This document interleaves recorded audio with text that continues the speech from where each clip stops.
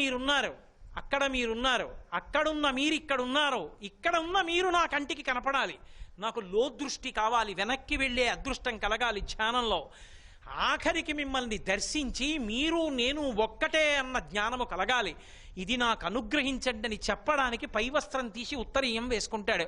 దేవాలయంలో కళ్యాణానికి వెళ్ళినా ఆర్జిత సేవకి వెళ్ళినా 10 మంది వచ్చి నీతో బనీలు ఇప్పించడం, చొక్కాలు ఇప్పించడం, ఏదో స్కూల్లో పిల్లలతో చేయించినట్టు చేయించాలా? ఎందుకు చేయలేవు? ఆచారం చెయ్యొద్దు. నువ్వు ఈశ్వర కృప కావాలనుకున్నప్పుడు దానికి తగినట్టు వ్యవహరించాలంతే. ఎక్కడ ఎలా ఉండాలో అలా ఉండాలి. నువ్వు కార్యాలయానికి వెళ్ళినప్పుడు ఒక రకమైన బట్టలు వేసుకున్నావు, రాత్రి నిద్రపోయినప్పుడు అలా పడుకుంటావా? నువ్వు పాదాలకి వేసుకున్న పాదరక్షలు తీసేసావు, తలకి కట్టుకున్న పాగా తీసేసావు, వేసుకున్నటువంటి బిగుతు వస్త్రాలు విడిచిపెట్టావు, పల్చటి బట్టలు గాలేసేటట్టు ఎంత తక్కువ కట్టుకోవాలో అంత తక్కువ కట్టుకున్నావు, తలుపు వేసుకుని నిద్రపోతున్నావే. మరి నీకు అనుకూలంగా ఉంటే నిద్రపడుతుందని నువ్వు పడుకోవడానికే అంత మార్పులు చేసుకుంటే, నువ్వు ఎక్కడున్నావో అక్కడ నీ మనసు నిలబడడానికి అన్ని మార్పులు చేసుకుంటే, ఈశ్వరుడి దగ్గర కూర్చున్నప్పుడు ఎలా ఆచరిస్తే నువ్వు అనుగ్రహాన్ని పొందుతావో అలా ఆచరించడానికి ఋషుల చేత రూపకల్పన చేయబడిన మార్గమునకు ఆచారమని పేరు. దాన్ని ధిక్కరించి నువ్వు ఎలా పొందుతావు? కుదురుతుందా అది? ఆ ఆచారము భ్రంశమైతే ప్రమాదమునకు దారి తీస్తుంది. అందుకే శాస్త్రంలో ఒక మాట చెప్పారు, శిఖాం సూత్రంచ పుండ్రంచ సమయాచారమేవచ పూర్వైరాచరితం కుర్యాత్ అన్యథా పతితో భవేత్. అది తీర్పు. ఇంకా ఏమని చెప్పారంటే తీర్పు, శిఖాం పిలక పెట్టుకోవడం. నాకు ఇష్టమైతే పిలకెట్టుకుంటానండి, నాకు ఇష్టం లేకపోతే పిలక మానేస్తానండి అనకూడదు. శిఖ పెట్టుకోవడం అనేటటువంటిది వైదిక సంప్రదాయం. శిఖ పెట్టుకుని తీరాలి. శిఖ లేకుండా ఉండడం ఎవరు చేయించుకుంటారంటే సన్యాసులు చేయించుకుంటారు. అందుకే భవిష్యోత్తర పురాణంలో వెంకటేశ్వర స్వామి వారి గాథ చెప్తూ ఒక మాట అంటుంది, ఆ స్త్రీ ఆ బ్రాహ్మణుడు వెడితే ముండయిత్వా శిరస్తథా అంటుంది, శిఖ తీసేసి ముండనం చేసుకో, అప్పుడు నువ్వు నన్ను అనుభవిద్దువు కానివ్వండి. ఆయన తీసేశాడు పిలక. పిలక తీసేస్తే పెద్దలతో కలిసి భోజనం చేసేటప్పుడు దర్భ పెట్టుకుంటే కానీ కూర్చొనివ్వరు. పిలక ఉండాలి, శిఖ తీయకూడదు. శిఖ ఉండి తీరాలి. శిఖ ఎప్పుడు తీసేస్తారంటే సన్యాసంలో తీసేస్తారు.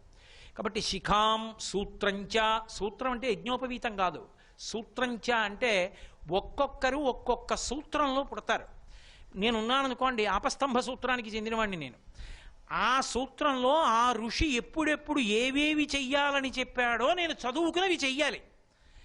ఆ శిఖాం సూత్రంచ పుండ్రంచ, ఒక్కొక్క కుటుంబానికి ఒక్కొక్క సంప్రదాయం ఉంటుంది బొట్టు పెట్టుకునేటప్పుడు. అసలు బొట్టు పెట్టుకోకుండా ఉండడం సంప్రదాయం కాదు, బొట్టు పెట్టుకోవాలి. అంతేగాని ఆయన పొడుగ్గా పెట్టుకున్నాడా, ఈయన ఇలా పెట్టుకున్నాడా, అది దెబ్బలాడుకోవడానికి కాదు. అది కుటుంబ సంప్రదాయం, అది గౌరవించాలి. ఒక ఆయన ఇలా పెట్టుకున్నాడు అనుకోండి, నువ్వు ద్వేషించకూడదు దాన్ని. అది ఆయన సంప్రదాయం, ఆయన కుటుంబంలో పుట్టాడు కాబట్టి ఆయన అలా పెట్టుకున్నాడు. చక్కగా సంస్కారం నిలబెట్టుకుంటున్నాడు. నువ్వు ఎంతో సంతోషాన్ని పొందాలి. నువ్వు ఇలా పెట్టుకునే సంప్రదాయంలో పుట్టావు, నువ్వు చక్కగా ఇలా పెట్టుకోవాలి. కాబట్టి పుండ్రంచ, బొట్టు నీ పూర్వీకులు ఎలా పెట్టుకున్నారో అలాంటి బొట్టే పెట్టుకోవాలి తప్ప ఇవాళ కొత్తగా ఓ రకం బొట్టు తీసి ఇంకో రకం బొట్లు ఎట్టుకోవడం, అలా బొట్లు ఎట్టించడం, అలాంటివి చేయకూడదు. అది దోషమే. కాబట్టి శిఖాం సూత్రంచ పుండ్రంచ సమయాచారమే వచ. సమయాచారం అంటే ఏమిటంటే ఇవన్నీ ఆచారకాండలోకి వస్తాయి, అత్యంత ప్రధానమైనవి. ఆచారము అన్న మాటలో ప్రాణప్రదములివి. ఇందులో సమయాచారమే వచ అంటే నా పూర్వీకులు మా ఇంట్లో పూర్వం ఎవరిని ఆరాధన చేశారు, అది కులదేవత అంటారు. ఆ వారినే ఆరాధన చెయ్యాలి. అంటే మిగిలిన వాళ్ళని ద్వేషించమని కాదు. నేను శనివారం వచ్చి వెంకటేశ్వర సుప్రభాతం చదువుకుని విష్ణు సహస్రనామ స్తోత్రం చదువుకుందాం అనుకున్నాను అనుకోండి, ఏదో ఉదాహరణకి చెప్తున్నా, మా ఇంట్లో కులదేవత పార్వతీ పరమేశ్వరులు అనుకోండి, అమ్మ బాబోయ్ నేను విష్ణు సహస్రం చదవకూడదు, చదివితే శివుడు త్రిశూలం పెట్టి పొడి చేస్తాడనుకోకూడదు. హాయిగా మనసారా విష్ణు సహస్రం చదువుతూ నా స్వామే ఇలా ఉంటాడు విష్ణువుగా, అప్పుడు ఆయన ఈ నామాలని చదవాలి. నా స్వామే తులసి దళాలు వేసుకుని విష్ణువుగా కూర్చుంటూ ఉంటాడని వెయ్యాలి. నువ్వు విష్ణు భక్తుడవైతే ఓ సోమవారం నాడు నీకు రుద్రం చదవాలనిపించింది, పరమ సంతోషంతో మా స్వామి అలా ఉంటుంటాడు అని నువ్వు రుద్రం చదివి అభిషేకం చేయగలగాలి తప్ప ఇలా ఉంటే అలా ఉండకూడదు, అలా ఉంటే ఇలా ఉండకూడదంటే అంతకు మించినటువంటి అర్థం లేని వేదాంతం ఇంకోటి లేదు. అప్పుడు మనకున్న పక్షపాతాలు చాలక ఈశ్వరుడికి కూడా చొప్పించినట్టు అవుతుంది. కాబట్టి శిఖాం సూత్రంచ పుండ్రంచ సమయాచారమే వచ పెద్దల దగ్గర నుంచి వస్తున్న సంప్రదాయాలు ఎలా ఉన్నాయో వాటిని భగ్నం చేయకూడదు. దేవాలయ వ్యవస్థని పాడు చెయ్యకూడదు. అన్నిటికన్నా ప్రమాదం ఏమిటో తెలుసా? దేవాలయ వ్యవస్థలో జోక్యం చేసుకోవడం. ఇవాళ అదే ఎక్కువైపోయింది. ఆడవారు పల్లకీ పట్టుకోకూడదు, అది శాస్త్రం. ఆడవాళ్ళు పల్లకీలు పట్టుకుని తిరిగేయడం ఏమిటంటే చెయ్యొచ్చండి, ఇందులో చెయ్యొచ్చు ఏమిటి? వేదం ప్రమాణమా? నువ్వు చెప్పింది ప్రమాణమా?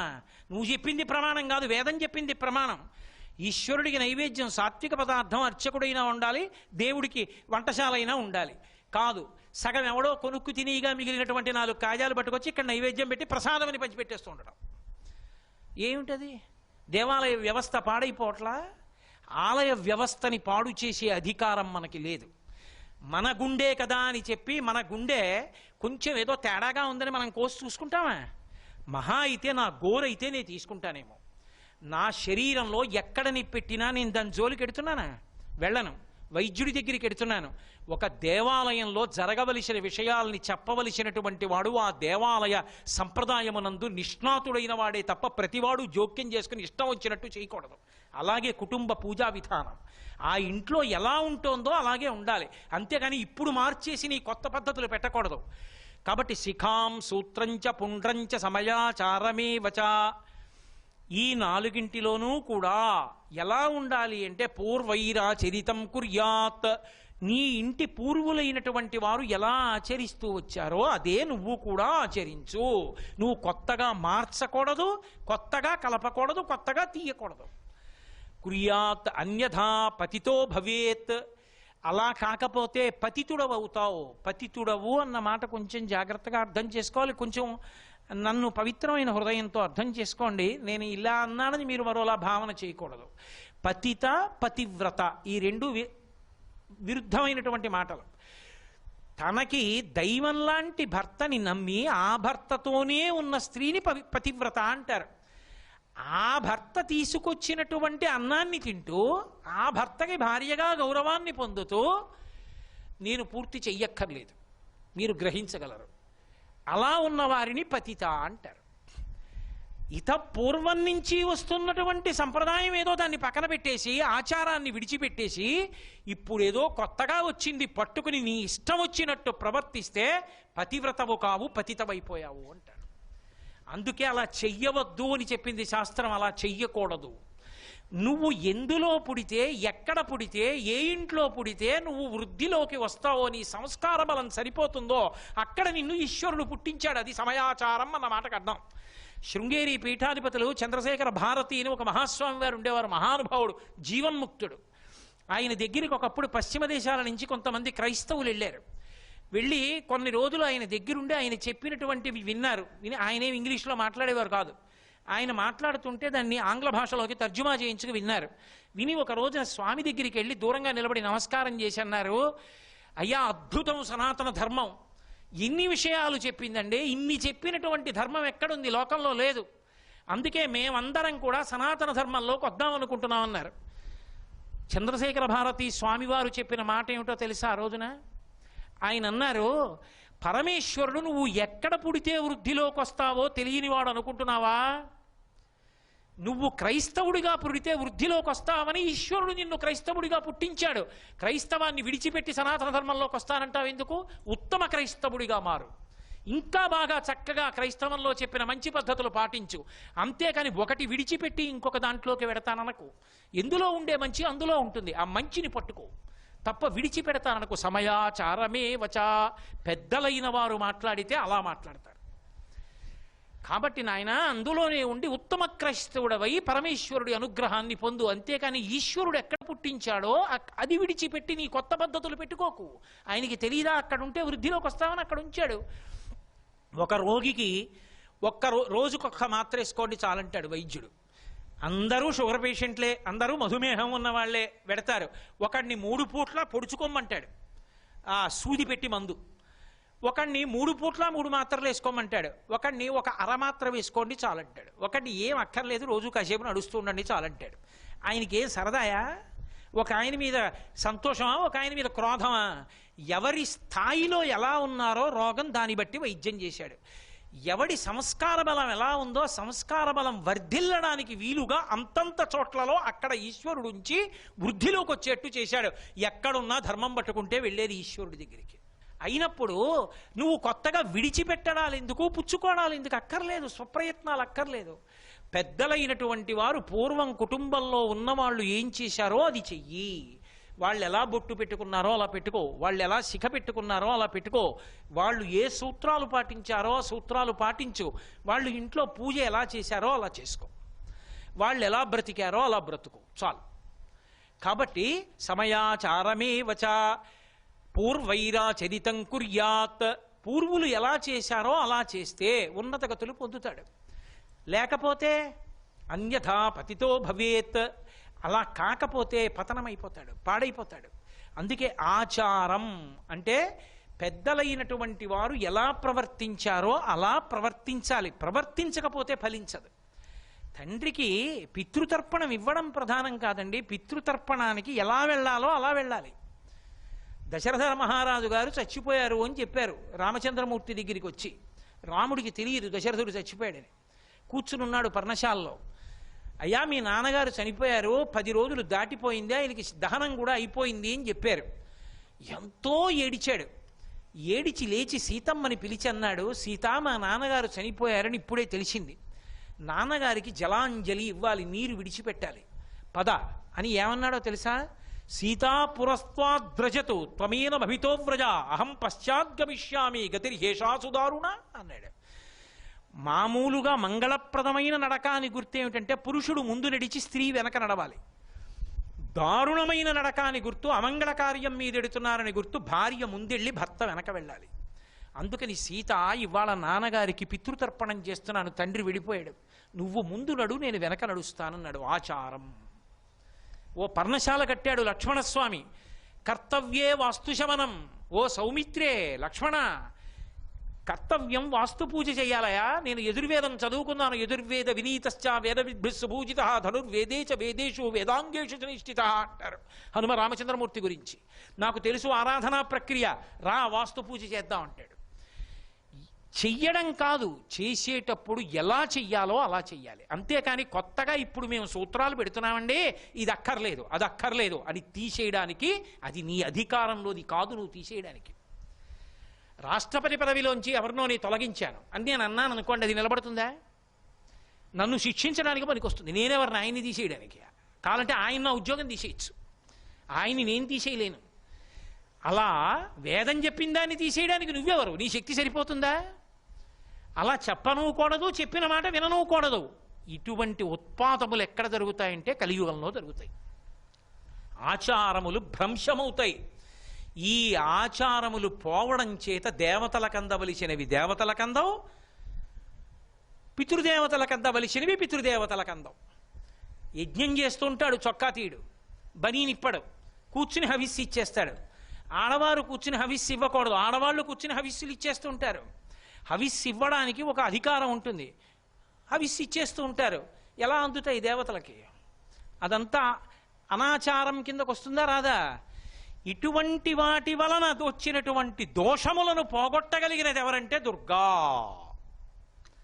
కాబట్టి ఆ దుర్గా దుర్గా దుర్గా అన్న నామాన్ని ఉచ్చరించినంత మాత్రం చేత ఆ తల్లి ఏమి చేయగలదు అంటే, ఆ తల్లి దురాచారం దోషం వా దూరం గమయతీతి దూరం కరోతి సా దుర్గా, దూరంగా పోయేటట్టు చెయ్యగలదు.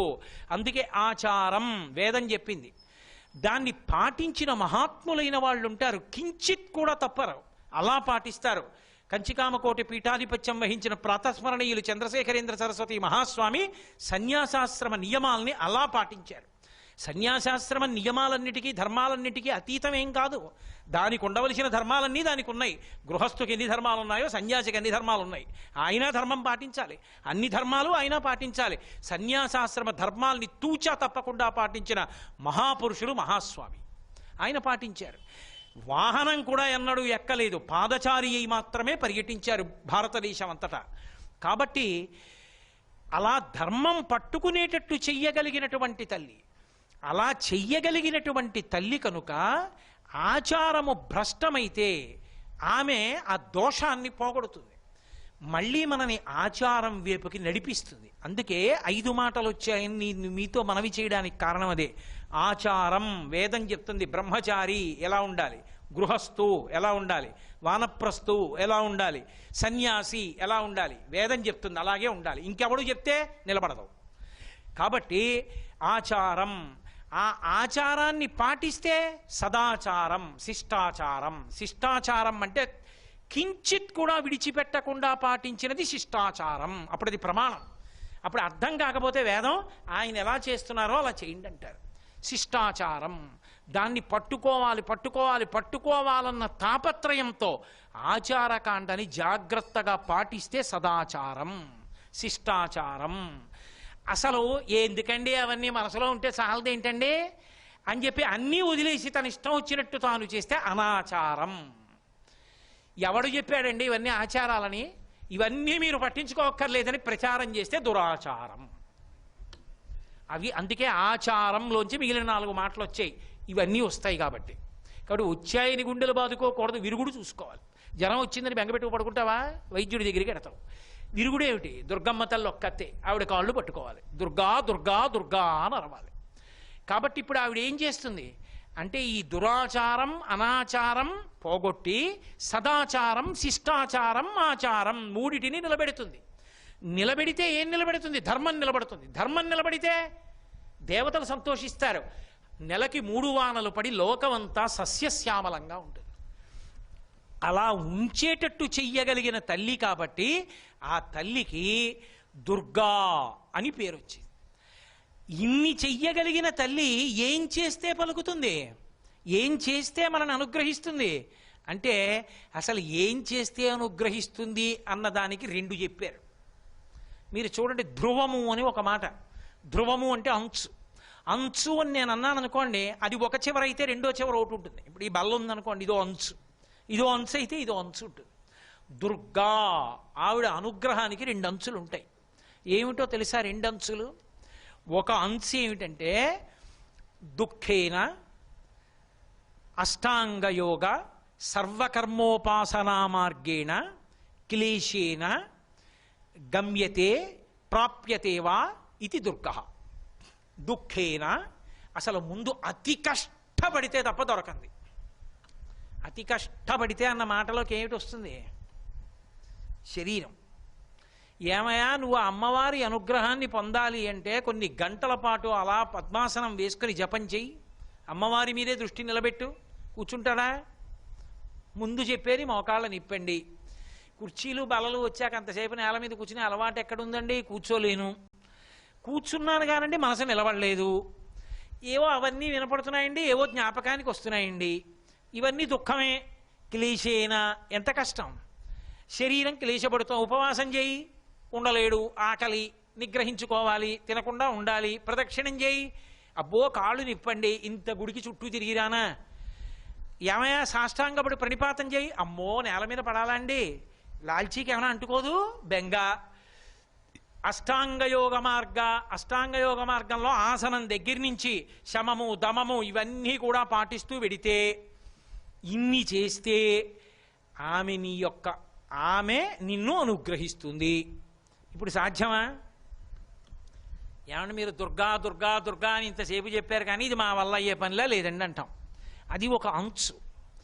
ఈ అంచు మీదే ఆవిడ నిలబడిపోయింది అనుకోండి, అసలు కింద పడిపోయిన వాడు అందుకోవడం అన్న మాట ఎక్కడి నుంచి వస్తుంది? ఎవ్వరూ కూడా కింద పడిపోయిన వాళ్ళని పైకెత్తడం కుదరదు. నాతో సమానంగా నిలబడి వాళ్ళని చెయ్యి పట్టుకుంటాను అని నేను అన్నాను అనుకోండి, నేను ఎంత బలవంతుడిని అయితే ఉపయోగమై ఉంది, నా దగ్గర ఎన్ని తాళ్ళు ఉంటే ఉపయోగమై ఉంది. నూతిలో పడిపోయిన వాడికి, వాడు నూతిలో పడ్డాడు, రక్షించండి రక్షించండి అని అరుస్తున్నాడు. మహాబలవంతుణ్ణి, బోల్డ్ అన్ని తాళ్ళు ఉన్నాయి నా దగ్గరే, నాతో సమానంగా నించుంటేనే చెయ్యట్టుకుంటాను అన్నాను. ఏమైనా ఉపయోగమా? నూతిలో పడ్డవాడికి పైన ఉన్నవాడు ఎందుకు ఉపయోగపడతాడు? అప్పుడు ఏం ఉపయోగపడ్డావు? ఇలా అన్వయం చేస్తేనే ఆవిడ అనుగ్రహిస్తుంది అన్నాను అనుకోండి. ఆవిడ ఎందుకు దుర్గ? ఇంకా ఆవిడ మన ఏం అనుగ్రహిస్తుందని ఇంతసేపు నేను ఉపన్యాసం చెప్పడం, మీరు దుర్గా దుర్గా దుర్గా అని దుర్గానామని చెప్పడం కాదు. 2వ అంశం ఏమిటంటే దుర్గమ్మకి ఆవిడ దగ్గర ఒక అనుగ్రహ శక్తి ఉంది. ఏమిటా అనుగ్రహ శక్తి అంటే శరణాగతి. శరణాగతి అన్న మాటకు అర్థం ఏంటంటే మన బలహీనతలు చెప్పడం. బలం ఉన్నవాడు ఆ ఉపాసనలో నిలబడగలిగిన వాడు ఆచారాన్ని పాటించి అలా నిలబడతాడు. అంటే ఆచారాలన్నీ వదిలేసి ఇలా ఉంటామని అనకూడదు.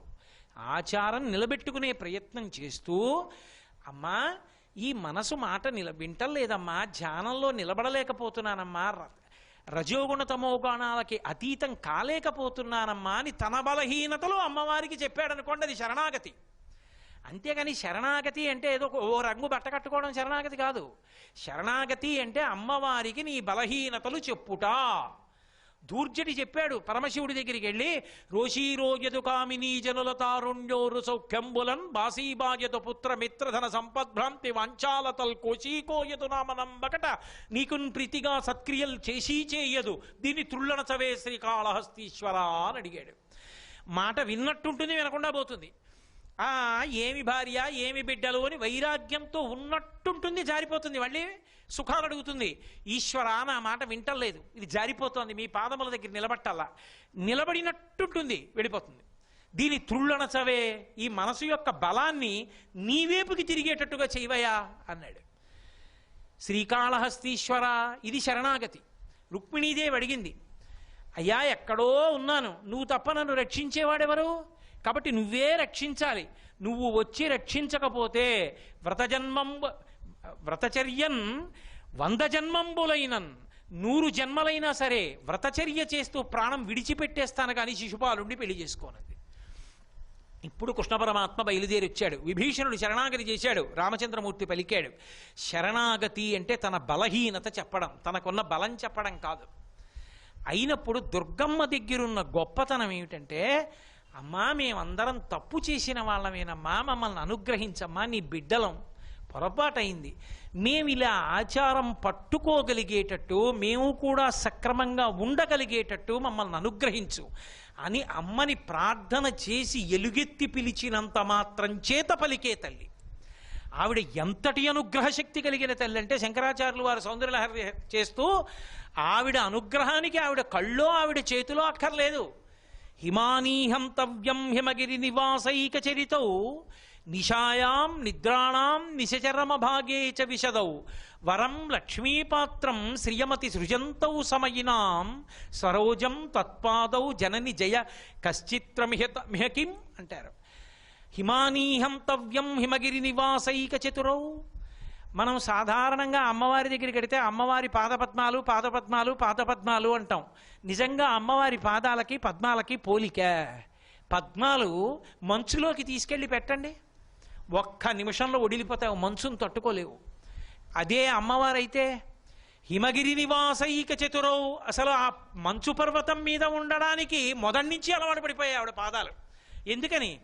ఆవిడ పుట్టింది మంచు కొండకి కూతురుగా పుట్టింది, హిమవంతుడికి కూతురై హైమవతయింది. ఆ మంచు కొండకి ఎంత దూరంలోనో లేనటువంటి పరమేశ్వరుడికి ఇల్లాలైంది. ఆ మంచు కొండ మీదే తిరుగుతుంటుంది, కైలాస పర్వతం మీదను. తిరుగుతున్నప్పుడు మంచు మీద తిరగడానికి అలవాటు పడిన పాదములు నీ పాదములు. మంచు తగిలితే ముడుచుకునేటటువంటి స్వభావం ఉన్నవి పద్మాలు. వాటికి నీ పాదాలకి పోలిక. పైగా పద్మానికి అంత గొప్పతనం ఎక్కడి నుంచి వచ్చింది? వరం లక్ష్మీపాత్రం శ్రియమతి సృజంతౌ సమయినాం. పద్మం లక్ష్మీదేవిని తనలో కూర్చోబెట్టుకుంది కాబట్టి పద్మానికి అంత గొప్పతనం వచ్చింది. పద్మం ఎవరికి ఇవ్వలేదు, లక్ష్మిని తనలో కూర్చోబెట్టుకుంది, తన దగ్గర పెట్టుకుంది. అమ్మవారి పాదాలు తన దగ్గర పెట్టుకోలేదు ఐశ్వర్యాన్ని, వాటిని నమ్ముకుని పిలిచిన వాళ్ళకందరికీ ఆవిడ అనుగ్రహించింది. అమ్మవారి పాదాలు తలుచుకుని నమస్కరిస్తే చాలు, ఎక్కడున్నా అనుగ్రహించేసింది ఆవిడ. ఎదురుగుండా ఉండక్కర్లేదు, కనీసం ఆవిడ పాదాలని ఇలా చూడక్కర్లేదు గుళ్ళో నిలబడి. నఖైర్నాకస్త్రీణాం కరకమల సంకోచభిః తరుణాం దివ్యానాం హసత యవతే చండిచరణౌ ఫలాని స్వచ్ఛేభ్యః కిసలయ కరాగ్రేణ దదత దరిద్రేభ్యో భద్రాం శ్రియమనిశమహ్నాయ దదతౌ అంటారు శంకరులు. అమ్మా నొక్కసారి పిలిస్తే చాలు, చటుక్కున పలుకుతుంది.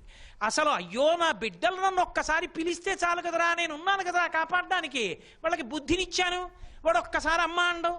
బుద్ధినిచ్చాను కాబట్టి నా అంతా నేను జోక్యం చేసుకోవట్లేదు, వాడు ఒక్కసారి అమ్మ అంటే చాలు నేను జోక్యం చేసుకుంటానని, అయ్యో వీడు నన్ను విడిచిపెట్టి ఊళ్ళో వాళ్ళందరినీ పట్టుకుని ఇన్ని కష్టాలు పడుతున్నాడని మన కష్టాలు చూసి ఎలా తీర్చాలా అని ఆవిడ కనుబొమలు ముడివేస్తుందిట. భ్రువౌ భుగ్నే కించిత్ భువన భయభంగ వ్యసనిని అన్నారు.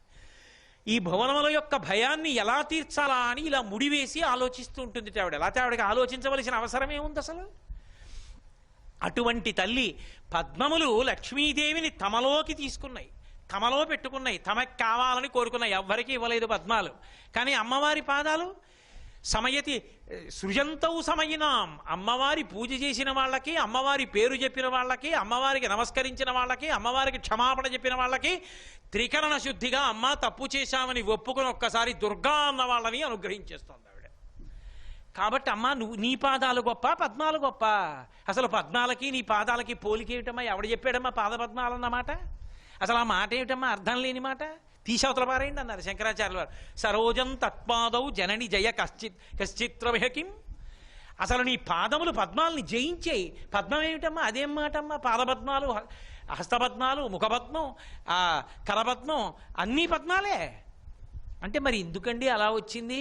మేము అన్నామా ఏమి? మీరే కదా అప్పుడప్పుడు ఉపన్యాసాల్లో అమ్మవారి పాదారవిందములు అంటుంటారు కదా, అరవిందం అంటే మరి పద్మమే కదా, మీరే కదండి అన్నారు, మమ్మల్ని ఎందుకండి అంత కోపంగా మాట్లాడతారు అని అనుకోకండి. పద్మం అన్న మాట ఎందుకు వాడతామంటే మన మనసు భృంగము కావాలి. భృంగము అన్న మాటకి సంస్కృతంలో అర్థం ఏమిటంటే నలుపుని తనలో ఇమర్చుకుని అందం అవుతుంది. శ్రీ ఉమామహేశ్వర పరబ్రహ్మార్పణమస్తు. స్వస్తి.